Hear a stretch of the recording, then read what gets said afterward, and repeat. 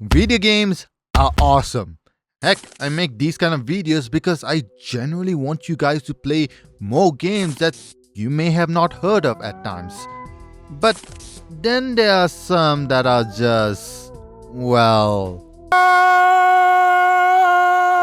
that.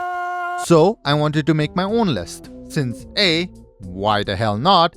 And B, there's not many videos about gaming pet peeves, as far as I can tell.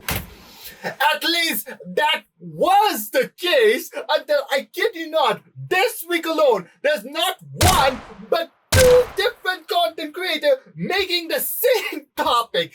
This just in, there is now 3 content creators. Well, technically 4 because it's a co-host with a podcast and everything, but still, why? God damn it! Ah. I planned this video for weeks, man. Weeks! And now you do... Oh my goodness gracious. Screw you two. Keep making awesome content. God damn it. And none that talks about what I have a gripe of. So, I'm making this video because I want to talk about the inside, within, outside, in-betweens of video games and industry related. And we're gonna start it off.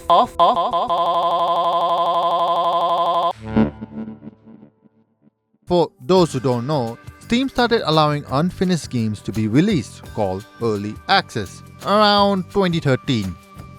God, it's already been 11 years. Back in my days, Discord wasn't even a thing.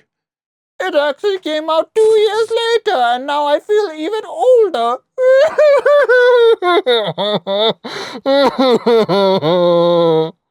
Steam allowed this mainly so that the developers can get better feedback from players and communities before setting things in stone, or having feedback that they wouldn't have thought otherwise, or even bug fixes faster and more varied because, well, 100 players playing all at once will find more bugs than, say, 2 to 5 game testers.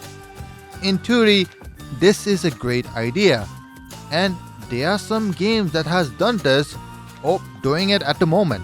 For an example, Hades 2 is currently in early access as of writing this script, and since Hades 1 was a masterpiece in my opinion, making people give feedback for Hades 2? Yeah, I can see it being better than the predecessor. Look, I've been trying to say this word so many times. It's been like 10-20 minutes already being trying to say this word. Here's the word in question I'm trying to say. Predecessor, make fun of me. Or games like Sanabi. That is an amazing swinging game. Made the game such a masterpiece because it had time to mold not only from the devs but from the community's feedback as well. I am not saying that all games must have early access so that their games can be amazing. Nor am I saying that you should always implement all the feedbacks or a majority of the feedbacks that the players give. In fact, some of the feedback could destroy your game to its core. What I am saying is, I understand where the devs coming from. Why the devs would think that early access is a great idea and why they would think that having feedback from various angles could help their games. And honestly, some of them actually did become a better game because of it. The problem is, most of the early access games, I really don't want to touch with a 10-foot pole. I have seen so many early access games that had a promising idea and just don't do anything with that game anymore. Heck, some of them are straight up garbage now. And to be blunt, some of them feels like a straight up scam. There was this one early access game called Metris Soccer, and while the game was half made, I genuinely wanted this game to be a hit because it heavily reminded me of one of my favorite PS2 games, Viva Street 2. And I really wanted to talk about it and give more feedback. Yeah, the store page doesn't even exist anymore and you can't even buy the game. Yeah, thanks for supporting my hopes and dreams. You're really making a difference. If there's any devs out there, please 100% steal this idea. I will absolutely support you because I really want a FIFA Street 2 alt. Once it's out of the early access, or if there's no early access to begin with. With that said, this is a very extreme case of there was a game and the store page was just deleted.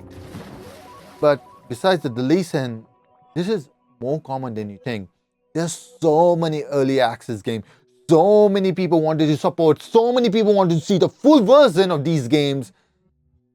And the devs just either ran away or just got bored with the project and just moved on to another one. This genuinely feels borderline scammy.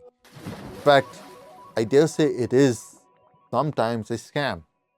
Like, imagine you're watching a early access YouTube video and then in the middle of the sentence,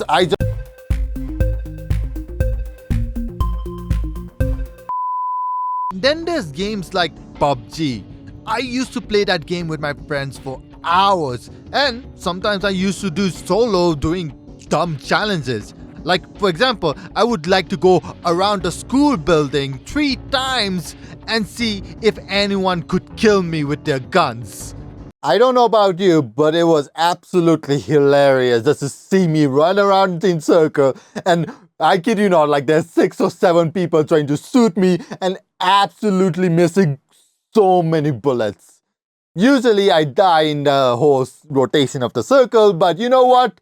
I wasted there so many ammos, I absolutely win. But the game was so sloppy. We only had one map. The graphic wasn't even clean, and honestly, the gameplay was boring most of the time. You sometimes had to wait 15 to 20 minutes before you could see another player in the same map just to see if you're gonna die or live for the next fight. This is one of the reasons why I haven't played Palworld until recording for this video, but I'm using Xbox Gaming Pass for this because the game is still in early access, and honestly, it feels like a coin flip if the game will even be fully released, and if it does, will the game even be fully baked? And yes, I still buy early access game. Hades 2 and Chrono Arc is a recent example. But I only buy it when the game is about to be fully released soon, or I trust the devs fully to exactly use the tool properly. Plus, if they don't, their reputation will be severely damaged. So if you ever buy an early access game, make sure you're absolutely wanna buy this game because, well, it may never fully be released. And unfortunately, there is something that is worse than this. Small disclaimer, I have never donated money for Kickstarter campaign for various reasons, mostly because I am poor. But I have heard horror stories behind it, and honestly, kind of glad I didn't back some projects I really wanted to. Kickstarter Games is basically a team who has an idea for a game that they want to make it into fruition. And most of the times, the only way they could do it is by having money to support that passion. This is where the supporters, aka backers, would donate money. They want a game to be made because of what the team presented looks very promising. And some Kickstarter game came out amazing. Omori and Faster Than Light is a great example of that. So if the campaign reaches the goal, aka the amount of money needed to support the team, the game will be made. In theory. As you can probably guess, failure is common. There's 3 types of failed Kickstarter games that are annoying. One is the game is officially announced to be cancelled. The second one is it's in a limbo state that we don't even know if the game is going to be completed or not. And the third one is, well, the game is completed and it's published. Except it wasn't the game that they promised it to be. The first one is pretty straight. They promised something and they scrapped the project because of various reasons. To play the devil's advocate, I know some team actually genuinely tried and failed and could not refund the money back to the backers. It genuinely sucks, and honestly it's a lose-lose situation because the team behind it wasn't prepared for the amount of cost they thought they needed. Or something unexpected happened that no one could have seen it coming. But then there's some scummy people that just yeets and runs away. Some do get caught and forced to reimburse, but sadly not everyone, and that's just not okay. Second one, games that we don't even know if it will be completed. This is pretty much what I said in early access. Public version is out, but it's the beta or the alpha, aka it's not completed. And the team is absolutely horrible with updating what the game's current state is. Friday Night Funkin'. Look, I know week 8 came out last month, but the time gap between week 7 and week 8 was over 2 years with little to no update. And as of recording this video, we still don't know if the game is going to be completed or not. So, And finally, game that did come out, but did not give what we were promised. If you know which example I am using, then congratulations, you know the pain and the confusion of this. Mighty number 9. Look, this video is gonna be way too long if I explain everything about this, so I'll keep it short. Casey Inafume, sorry if I'm butchering your name, is the artist for the first Mega Man game. Capcom did not want to make another Mega Man game, so Casey left Capcom and made his own team to make a new IP to be the successor of Mega Man, aka Mighty Number 9. Campaign got $3.8 million to make this a reality, and everyone was hyped. The gameplay trailer came out. It was horrible. People were questioning, but still optimistic. The game came out. Only on some platforms they promised. The game actually bricked your Wii U. And it was terrible, and not everything that was promised in the Kickstarter campaign wasn't implemented in the game yet. Spoiler alert, those features never was implemented or made. Speaking of, some of the ports also never came out. Some backers didn't even get refund, no change of keys for the other platforms for it. Look, I can go on and on about this, but all in all, there's 2 major points I want to make about this subject.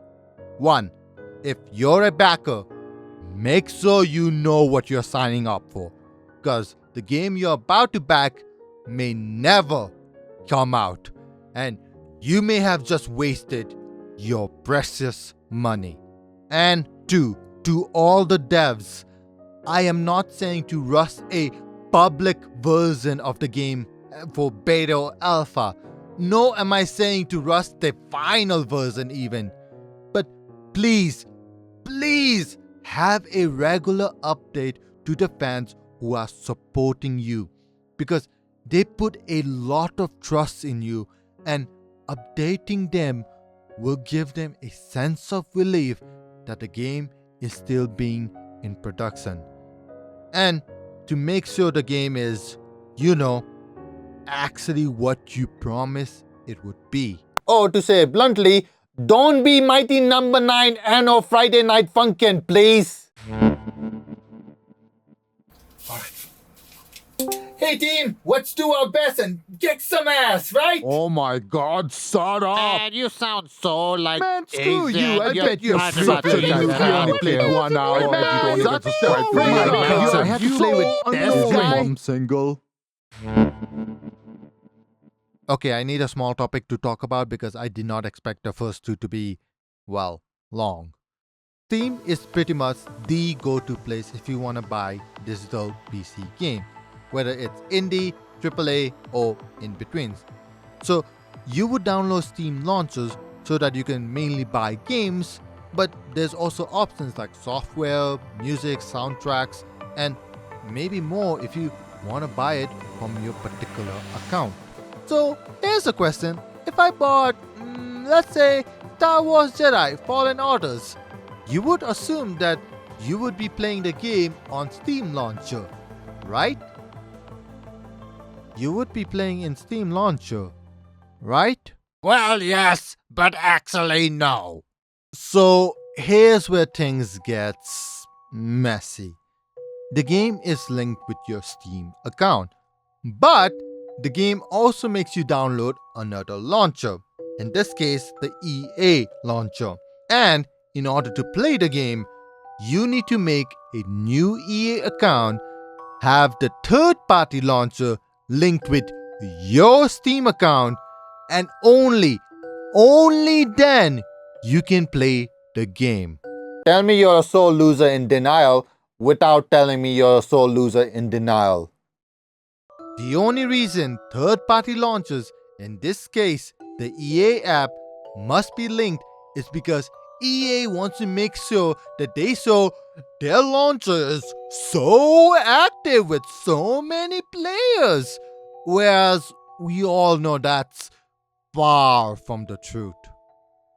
It's just annoying because I have multiple launchers that I actually use. For example, I have GOG Galaxy, which is really nice because you can have a universal search index with multiple launchers. So for example, you have Steam, you have EA, you have Origin. You can link all of them and you can have the universal search index to see, oh, I want to play this game. You have it, you click on it, and it will open the game with its respected launcher. I really like it. There's also the whole security to have multiple accounts, because if one account goes haywire, hey, at the very least you have another account that has your games, some of your games, not all of your games, but some of your games that you can still play.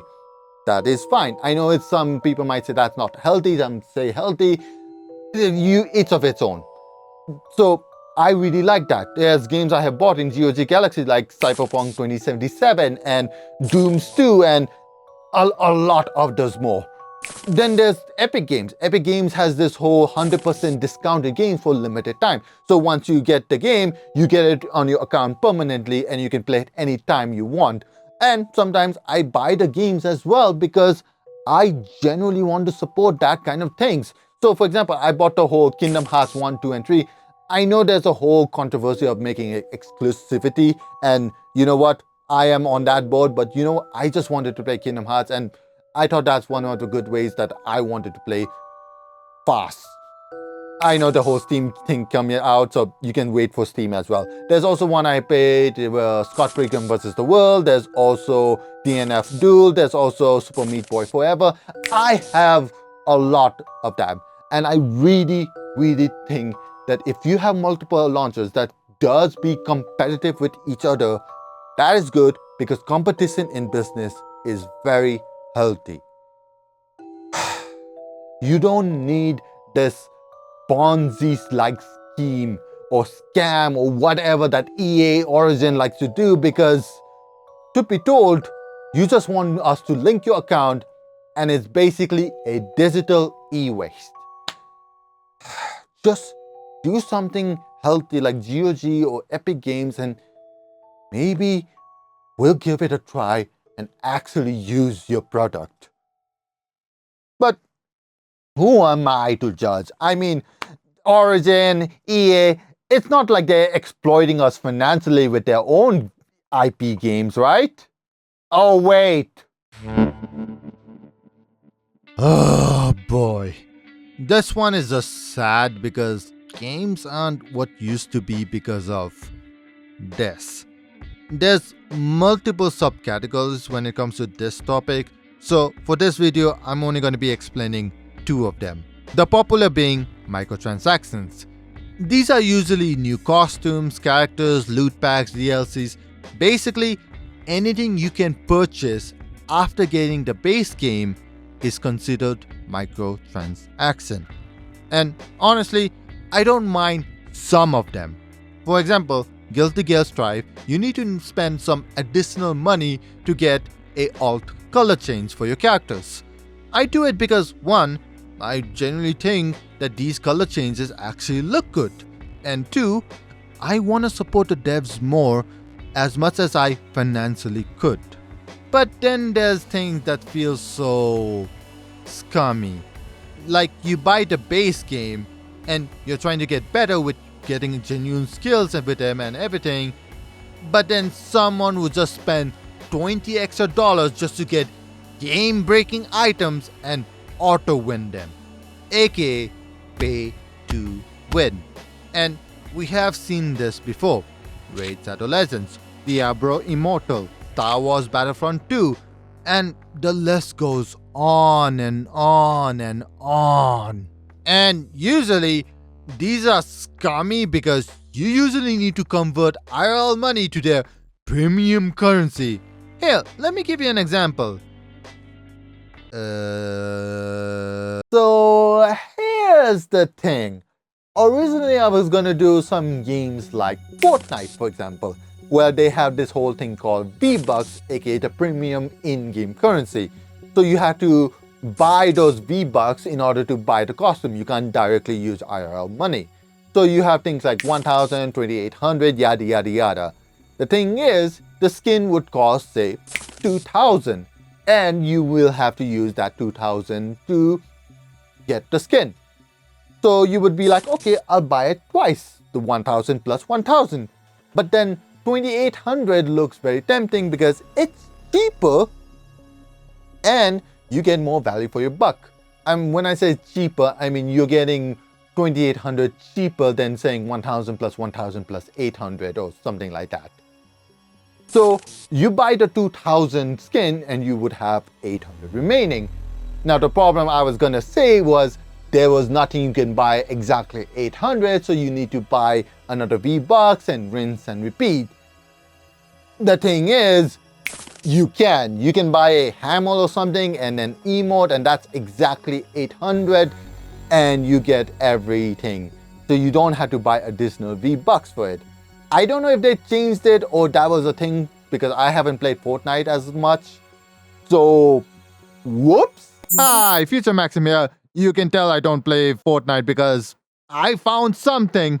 See, in Fortnite, there's these things called bundles. Well, some things cost like 2,700, 2,600, 2,400. You basically get a lot of items with it. The thing is, after that, you have some remaining V-Bucks. 100 V-Bucks, 200 V-Bucks. And from what I can tell, I have done my research. I don't know if I've done correctly research, but from what I have seen, you can't buy anything for 100 and 200. So you buy more so that you can, use your remaining money by buying more money. Yeah, if I'm wrong, just let me know in the comments below because I've done too much my research. I need to get this video done in time, but yeah. Anyways. And for this argument, I tried to find different games. I tried multiple games to see, hey, is there anything? And I could not find anything. Well, I know there's some games possibly because there's Raid Shadow Legends, but I don't want to play Raid Shadow Legends again. I know this because it was one of the business marketing strategy, making sure your consumers have some leftover currency so that they can buy more products because they might as well use the premium currency since it's useless to use in other places. And that sucks because this exploit actually works. These free-to-play games earns millions of dollars a day. That's how the record has been shown. At least that's how the record was shown. I don't know if they still use these exploit. If they don't use this exploit, hey, that's a W and I'll take it. Unfortunately, there is another exploit and I know that is still definitive and it's so common. Talking about gacha games. Gacha games are more popular in mobile ports, but that doesn't mean PC are safe from it. Genshin Impact, Azure Lane, Honkai Star Rail, you get the idea. To keep it short, you need to spend money or grind ridiculously long to earn tickets. These tickets can be used to buy banner packages. That banner package could have characters you might be interested in. And here's where the fun begins. When you buy that package, you are essentially buying a lottery ticket, and you have a small, very small chance of getting a character. Any character in this game. To understand how ridiculous this is, in Genshin Impact, you have 0.6% chance to pull a character, any character in the game. Okay, so mathematically, I am wrong, I think. So 0.6% is still valid. But apparently, there's a whole Reddit post of doing maths and everything. And from what I can tell, the average after you buying multiple tickets and pulling for 5-star characters would be 1.6% to 2% chance of getting them, which is more than 0.6, but it's still not a lot. 4 stars, however, you get a 13% chance, 13% chance of getting a 4-star characters, which is a lot more for 0.6%. It still sucks that it's a lottery system, and honestly, I would rather have a ticket to actually buy the character than just hoping I get the character, but I just wanted to clear this out. Back to the video. And when you're doing the whole banner package where it shows the character in question, you have the 50% of that chance. So you only have 0.3% chance of pulling the desired character. Your desired character. This is gambling for kids, ladies and gentlemen. And it has gotten so bad that the EU had to try to regulate and still regulating this stunt. My God! I'm not going to say I'm a saint here. I also play gacha game, but I only play one game, Mahjong Soul. And even then, I only usually do daily fortune, aka I buy 1/4 of a ticket and I have to log in every day for it. Because, well, I am very patient and wait for the character I really want. And just on another note, Mahjong Soul Gacha is just cosmetics. You don't need any powerful hand draw rate when you do the lottery or anything cheating. Just characters that has various emotes. And if you still think that's too far, fair enough. I understand where you're standing. Heck, if there's a news like all gacha games are now banned and you can't do this policy anymore the very next day, honestly, I would cheer. I'll be, yes, we did it. I'll take that L and I will be happy for that W because it's a better gaming future. So it will sting for my account with a lot of characters I have, with a lot of cosmetics I have, but honestly, it's a sacrifice I am willing to make. There was this instance where a friend of mine wanted to try out new games, and I was recommending some based on what they wanted, some that they were really keen on trying. At the end of the day, they just said, you know what? I'll just use this money to pull characters in Genshin Impact. This might not be a big thing, but that really grinded my gear. Because there's so many amazing games, some that you even admitted that you wanted to try, and now you're saying you wanted to spend it what essentially is a lottery ticket? You know what? I'm gonna say it. If your waifus and husbanders ever come to reality, they most likely won't even like you despite all the money you spend on them. Yeah, that's right. I said it.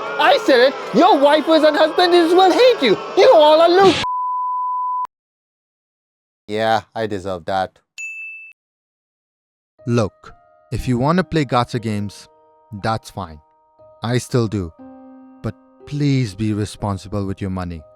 I have heard horror stories from strangers and friends alike, and I understand if you don't have time to try new games only to maybe not like them.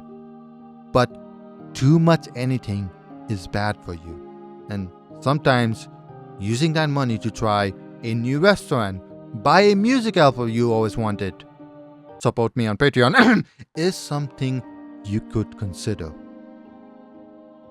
And I think I'm gonna call the list here for today.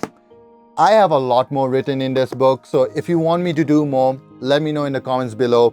I honestly wanted to do more, but I kept rambling for the 5 of them that I did not expect the video to be this long. So yeah, please let me know in the comments below. Like, comment, and subscribe. And now will you excuse me? I have to do a therapist because these pet peeves actually stress me out. You know what? I'll just play video games. It's a very good substitute for therapists anyways. Oi!